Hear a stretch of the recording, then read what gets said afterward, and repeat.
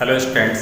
तो chemical kinetics में और न्यूमेरिकल्स देखते हैं और परसेंटेज में कैसे कैसे न्यूमेरिकल्स बनते हैं और कैसे कैसे उनकी परसेंटेज कैलकुलेट की जाती है। तो चलिए सेकंड न्यूमेरिकल देखते हैं क्या है। क्वेश्चन नंबर 2 है, एक प्रथम कोटि की अभिक्रिया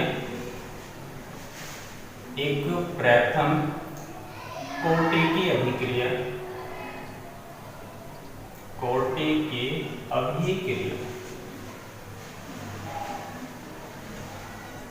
10 मिनट में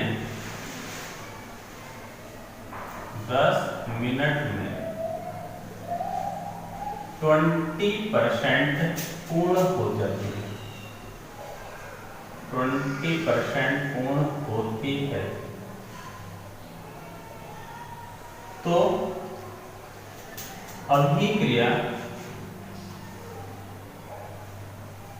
अभिक्रिया का 75% भाग पूर्ण होने में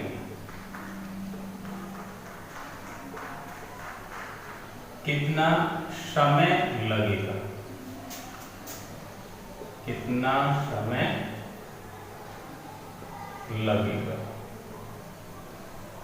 ठीक है, ये क्वेश्चन है सेकेंड हमारा। तो सिंपल है, देखो एक प्रथम कोटि की अभिक्रिया है, 10 मिनट में 20% पूरी हो जाती है। तो अभिक्रिया का जो 75% भाग है, 75% भाग उसे पूरा होने में कितना समय लगेगा। तो दो परसेंटेज है, 20% और एक 75%। तो 25% के लिए इक्वेशन अलग बनेगी, 75% के लिए इक्वेशन अलग बनेगी। तो देखिए कैसे सॉल्व करते हैं इसको। सबसे पहले देखते हैं 20% के लिए, और यहां रखते हैं 75% के लिए। ठीक है, तो 2% के लिए दो इक्वेशन बनाते हैं। तो देखो कैसे सॉल्व करते हैं। परसेंटेज आपको बताया था, जहां परसेंटेज दी हुई होती है वहां पर अभिकारक की प्रारंभिक मात्रा क्या मान लेते हैं, 100। तो अभिकारक की प्रारंभिक मात्रा कितनी है, 100। तो A बराबर है 100। परसेंटेज मीन्स कितनी मात्रा मानेंगे, 100 पर इसकी प्रारंभिक। X कितनी मात्रा उसमें से विघटित होगी, पहले 20% की। तो देखो यानी A तो हमने मान ली है 100, तो कितनी उसमें से विघटित होगी, 20% उसमें से अब विघटित होकर होगी अलग। तो x कितना होगा, 20। अब a माइनस एक्स कितना बचेगा, a माइनस एक्स बचेगा 100 माइनस 20 बराबर 80। यानी a माइनस एक्स क्या है, शेष मात्रा कितनी बची हुई है, 80% बची हुई है। तो इसकी इक्वेशन बना दो, t 20% बराबर क्या हो जाएगा, 2.303 upon k log base 10 a upon a minus x. ये इक्वेशन बनी। अब इसकी मान रख लेते हैं और मान रख के देखो क्या आता है, 2.303 अपॉन k log बेस 10, प्रारंभिक मात्रा कितनी है हमारे पास, 100 अपॉन में a माइनस एक्स कितनी है, 80। तो 0 से 0 कैंसिल, ये 2 5 जा 10, 2 4 जा 8। तो ये आ जाएगा 2.303 अपॉन के log बेस 10 5 अपॉन आ जाएगा 4।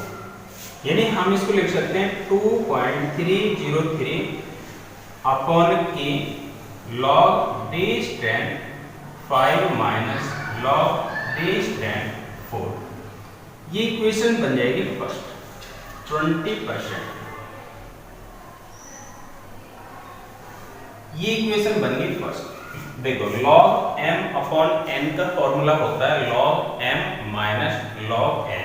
तो हमने log m अपॉन n को क्या रख लिया, log m minus log n। अब देखते हैं इक्वेशन सेकेंड 75% के लिए। तो देखो 75% कहीं भी परसेंटेज में अगर वैल्यू दी हुई है तो आपको अभिकारक की प्रारंभिक मात्रा को 100 मानना पड़ेगा। तो a कितना है हमारे यहाँ पे 100, x कितना है x यानी उसमें से कितना विघटित होकर के अलग हो गया तो कितना 75, तो उसको माइनस कर देंगे तो x बचा, x कितना निकलेगा उसमें से 75, तो a माइनस x कितना बचेगा 100 माइनस 75 बराबर कितना बचा 25 बचा। ठीक है, तो अब इसकी वैल्यू रख दो t 75% बराबर 2.303 अपॉन के log base 10 a upon a minus x। a कितना हमारे पास 100 अपॉन a माइनस x कितना 25, ये कितनी बार कैंसिल होगा 4 बार, तो ये आ जाएगा 2.303 अपॉन के log बेस 10 4। इक्वेशन बन गई है। तो देखो फर्स्ट ऑर्डर रिएक्शन है, ये भी फर्स्ट ऑर्डर रिएक्शन है, ये भी फर्स्ट ऑर्डर रिएक्शन ही है। ठीक है, तो अब इसमें देखो इक्वेशन सेकंड में इक्वेशन फर्स्ट से कर दो डिवाइड, तो क्या बनेगा equation first divided by equation second, यानी इक्वेशन फर्स्ट में सेकंड से भाग कर दीजिए। तो देखो क्या क्या बनेगा, t 20% बचे, t 20% अपॉन में t 75% बराबर, तो देखो जब इसे भाग करा इससे ये हो जाएगा कैंसिल, इससे ये क्या हो गया कैंसिल, तो क्या बचेगा log 5 माइनस log 4, ये बचेगा log 5 माइनस log 4 अपॉन में क्या आ जाएगा log 4, क्या आ गया log 4 आ गया।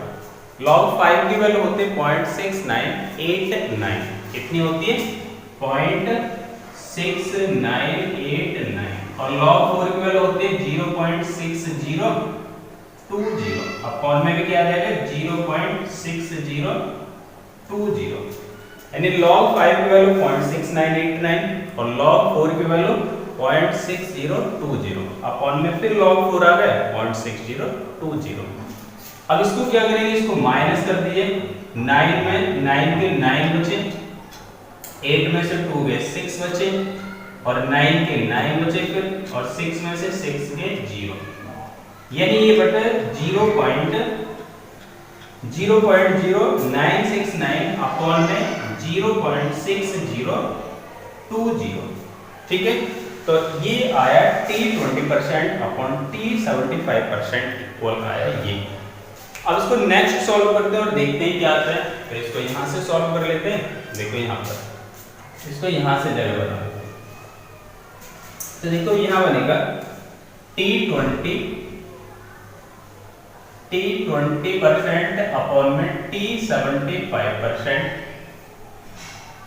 बराबर हो गए, इसको डिवाइड कर लेंगे, पॉइंट से हो जाएगा पॉइंट कैंसिल, तो 969 को डिवाइड कर दीजिए, यानी 6020 से डिवाइड कर दो 969, तो पॉइंट लगा के 0 आ जाएगा, 6 1 6 यानी 6020, ये बचेगा 0 में से 0, 9 में से 2 गए 7, 6 के 6, 9 में 6 गए 3, फिर उतार लिए 0 6 बार जाएगी 0 0 6 2 12 6 3 36, यानी आएगा फिर 0.16, इसमें डिवाइड करने पे कितना आएगा 0.16, तो इसको रख दीजिए 0.16,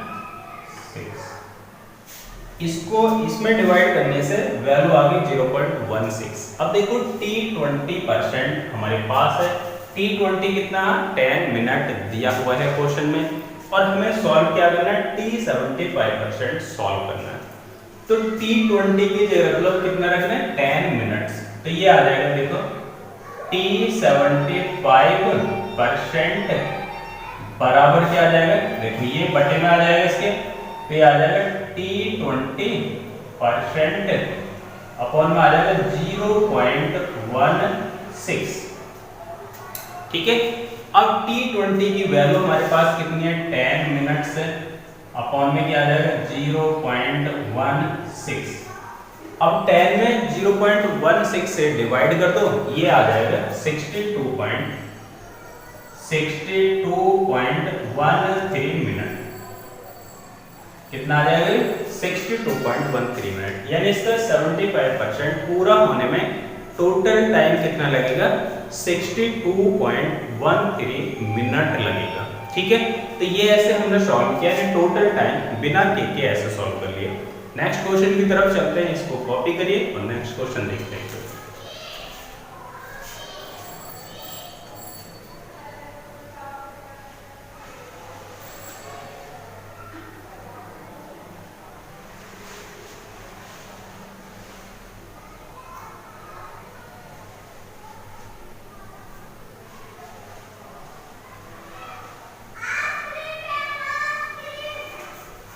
तो नेक्स्ट क्वेश्चन की तरफ चलते हैं, देखो क्या है।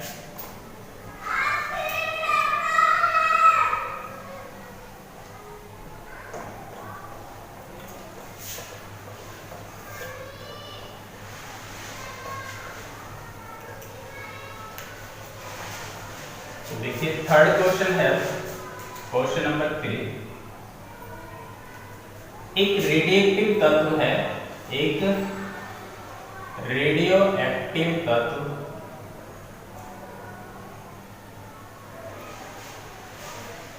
एक रेडियोएक्टिव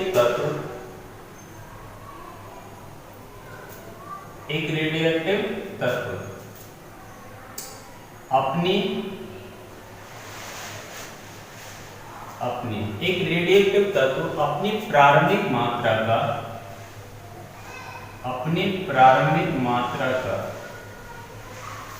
एक रेडियोएक्टिव तत्व 10 मिनट में 10 मिनट में अपनी प्रारंभिक मात्रा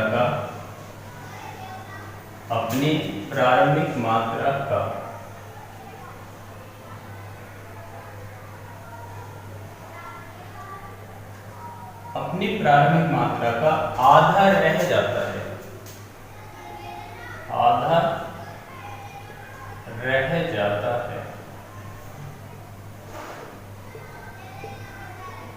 ठीक है, यानी एक रेडियोएक्टिव तत्व है वो 10 मिनट में अपनी प्रारंभिक मात्रा क्या रह जाता है, आधा रह जाता है।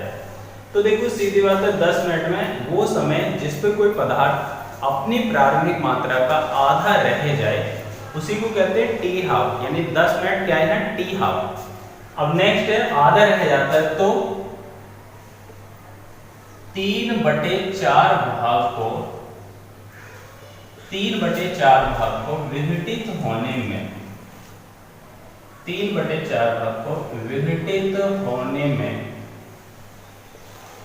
कुल कितना समय लगेगा,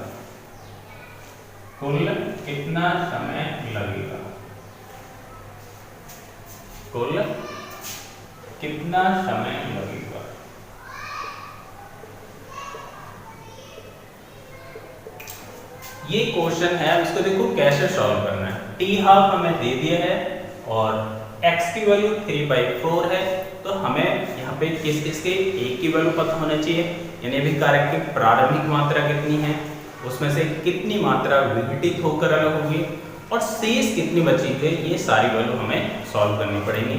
उसके बाद तब हम क्या करेंगे, कुल समय बता सकते हैं। तो पहले सारी वैल्यू को रखिए, क्या क्या वैल्यू हमारे पास है और कौन सी वैल्यू हमें अभी सॉल्व करनी है। तो देखो 10 मिनट में अपनी प्रारंभिक मात्रा यानी टी हाफ है, टी हाफ क्या है उसका 10 मिनट, ठीक है। जिस समय पर अपने कोई भी पदार्थ अपनी पहले वाले मात्रा का आधा हो जाए वो समय उसका हमेशा टी हाफ रहेगा। टी हाफ दे रखा 10 मिनट। अब 3/4 यानी x की वैल्यू कितनी है हमारे पास 3/4, ठीक है।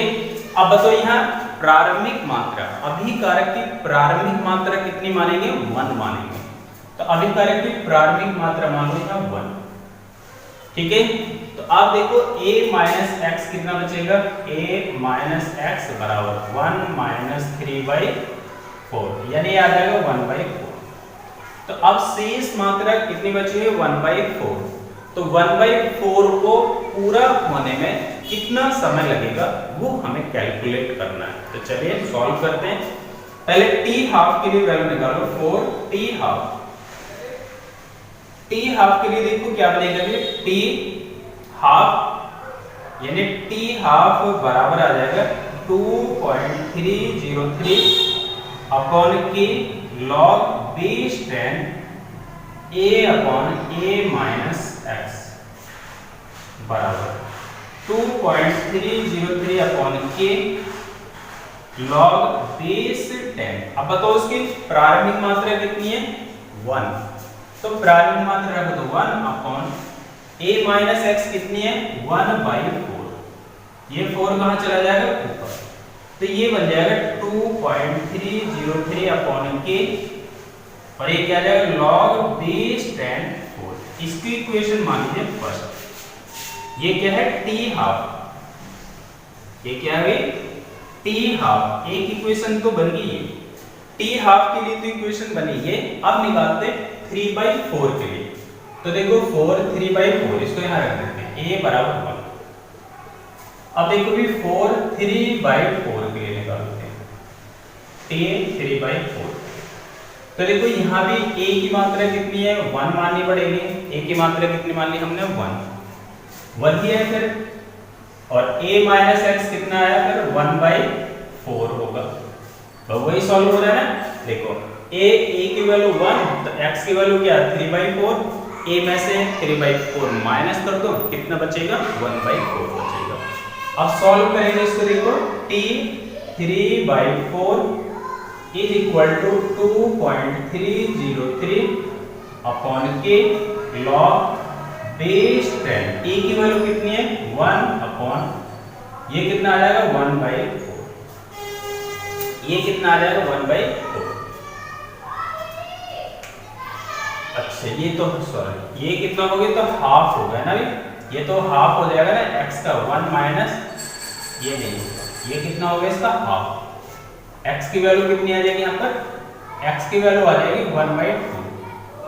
बट t हाफ में क्या है, अगर हमने अभिकारक की प्रारंभिक मात्रा 1 मानी है तो इसका मतलब t हाफ में कितनी हो जाएगी, उसकी 1/2 हो जाएगी। तो इसका मतलब यहाँ पे आएगा 1/2, यहाँ पे क्या आ जाएगा 1/2 और यहाँ आ जाएगा 2, ये बनेगा। यानी इसकी x की वैल्यू क्या आ जाएगी, यहाँ 1, ये आ जाएगा a माइनस एक्स बराबर 1 माइनस 1/2। तो कितना आ जाएगा, 1/2। तो a माइनस एक्स कितना रखेंगे, 1/2, ठीक है। t हाफ के लिए 1/2 होगा a माइनस एक्स। इसके लिए देखो, अब इसके लिए आ जाएगा 4 ऊपर चला जाएगा, 4 कहाँ चला गया ऊपर।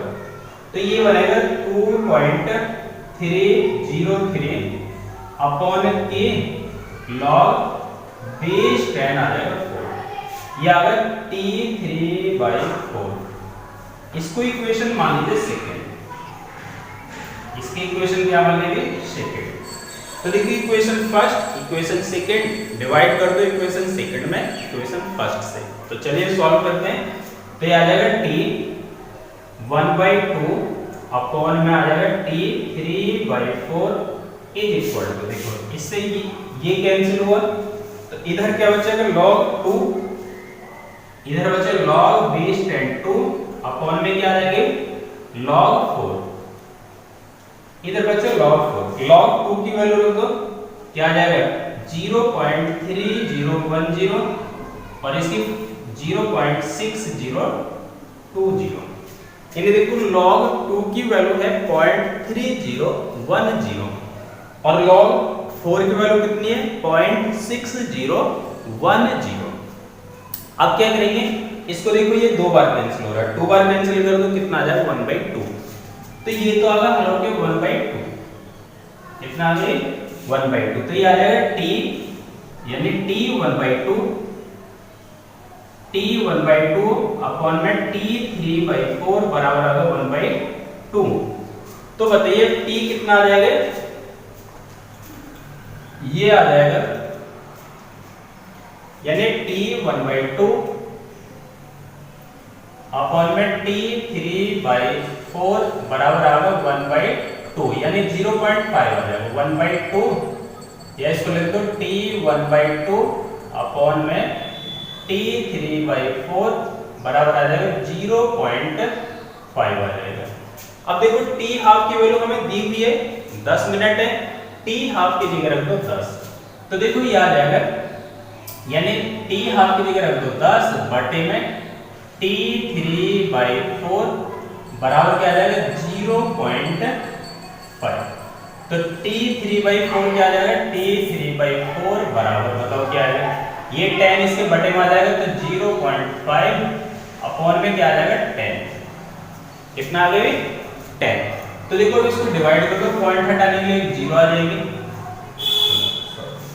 कितना आ गया t, पहले इसको हल करते हैं, चलो इसके अपॉन में 1 कर दो तो ये आ जाएगा t, यानी t3/4 ये आ जाएगा 10, t हाफ रख लो, t हाफ, तो ये आ जाएगा t1/2, ये होगा t1/2 बराबर आ जाएगा t3/4 इंटू में आ जाएगा 0.5। अब t3/4 क्या आ जाएगा, t3/4 बराबर ये आ जाएगा t1/2 अपॉन में क्या आ जाएगा 0.5। देखो t हाफ बराबर t3/4 इंटू 0.5, ये 0.5 इसके बटे में आ गया 0.5। t हाफ कितना दे रखा है, 10 मिनट्स, t हाफ कितना है 10 मिनट्स, ये दे रखा है, t हाफ हमारे पास है 10 मिनट, अपॉन में क्या आ जाएगा 0.5, कितना आ जाएगा 0.5, पॉइंट हटाने के लिए 0 बढ़ा दो ऊपर, तो कितने बार कटेगा 5 गुने 10, यानी आ जाएगा 20 मिनट, कितना आ जाएगा 20 मिनट। तो यानी इसका जो 3/4 पार्ट्स है, यानी जो उसमें से x 3/4 उसको निकालने के बाद जो शेष मात्रा बची कितनी बचती है 1/4, तो 1/4 भाग को पूरा होने के लिए कितना समय लगेगा 20 मिनट समय लगेगा उसको, ठीक है। तो परसेंटेज पे सारे न्यूमेरिकल्स ऐसे ही सारे सॉल्व होंगे, कितने भी परसेंटेज वाले न्यूमेरिकल्स आ जाएं। इसके बाद आप देखते हैं टेबल वाले न्यूमेरिकल्स, इसको कॉपी करो फिर नेक्स्ट क्वेश्चन की तरफ चलते हैं।